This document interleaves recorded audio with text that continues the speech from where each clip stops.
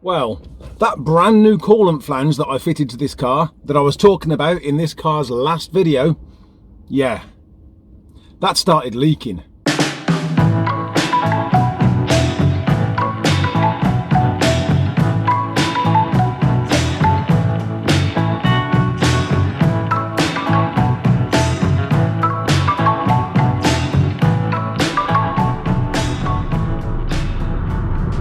Yes, a couple of days after filming that video, I checked the coolant flange and it was leaking again.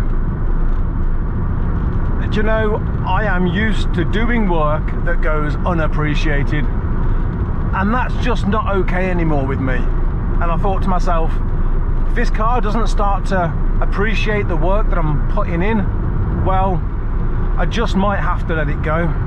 And as much as I don't want to let this car go, you do get to a point where the time and the effort, the amount that you're pouring into it, not just financially, but physically and mentally, the amount of effort that you're pouring into it, weighed up against what I'm getting back in return, it just doesn't serve my purpose anymore. It is just too hot to be driving with the windows up and filming whilst the AC doesn't work, because this is a Peugeot 306 and the AC very rarely works. So we've just pulled over to this OG spot so I can tell you just briefly about the repairs that I've had to make to this car. So the coolant flange then was leaking. I got the car up in the air, got the wheel off, checked it. Again, there's 4 pipes going onto this thing. One's a blanking cap and there's 3 pipes going onto it. None of them were leaking. I even took one of them off to double check it. Wasn't leaking at all. So I was baffled as to how the hell is this coolant flange leaking. And then I noticed where the coolant flange and the engine meet, that face there was a little weep of moisture coming from it. It was clearly leaking from that seal.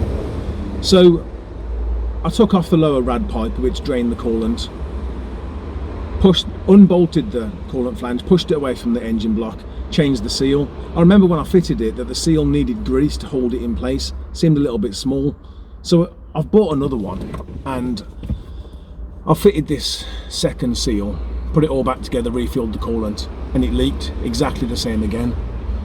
So then I did the same again, changed the seal for the original one, and it leaked. So at this point I'll fix this thing 4 times, it's still leaking, and I'm thinking to myself, right, I must be missing something. There's got to be some big thing here that I'm just missing. There was no logic to it. So I decided, right, you know, maybe the new component is cracked. I could have a crack in the engine block. Something's going on here, and I'm not going to work it out unless I start taking components off. So I drained the cooling system again, completely took the coolant flange off, and at that point I realised what was going on. Turns out the mounting point of the coolant flange was in line on the new one, but it was offset on the old one. So essentially the new coolant flange is trying to seal in the wrong area. So at this point the new coolant flange was never going to work. I looked at the old one and I'd replaced the old one because it was covered in sealant, and I thought the sealant was there to cover up some crack, some leak, something that was wrong with the coolant flange. So I got my Dremel with a soft piece that would remove the sealant without damaging the coolant flange itself, and I was able to clean up the old one really well. Turns out that it wasn't cracked or leaking or anything. The original leak must have simply have been from that top left pipe that was covered in duct tape and sealant. So what we're running right now is we're running the original coolant flange with the original seal, with the blanking cap in place of some previous person's duct tape and sealant, and finally everything is well and it isn't leaking. The airbag fault, however, well, let's just go ahead and start the car. Yes, the airbag fault has been fixed. What we did was we replaced what's called the clock spring. It's the little ribbon that sits behind the steering wheel. We replaced that, but it wasn't plain sailing. When I fitted the new clock spring to this car, it still threw up an airbag fault. So I fitted the clock spring to my Peugeot 106 and it was fine. There was no fault with this new clock spring, but this car wouldn't accept it. It was like I was taking working components bolting them onto this car and they weren't working, but bolt them onto another car and they were fine. That kind of sums up my experience of this car over the 2 years that I've owned the car. Turns out every time I plugged the electrical connection in, it wasn't making the connection.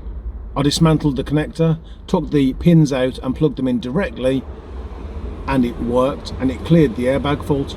There's a little click on these electrical connectors, and every time it clicked, it stopped the connection. So at the moment it's plugged in right up to the point where it's not going to fall out, but it isn't clicked into place, and in some bizarre fashion it works. I suspect that connector just simply needs to be replaced, but at the moment it's plugged in as well as it can be plugged in, and we've managed to clear the airbag fault.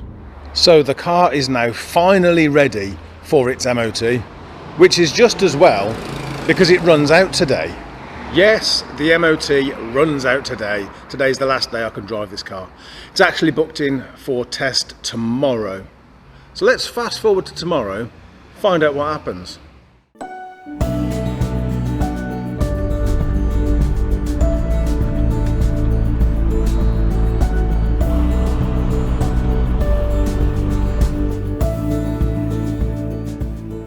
Well, would you look at that? We haven't even left the MOT centre and the airbag light is back on.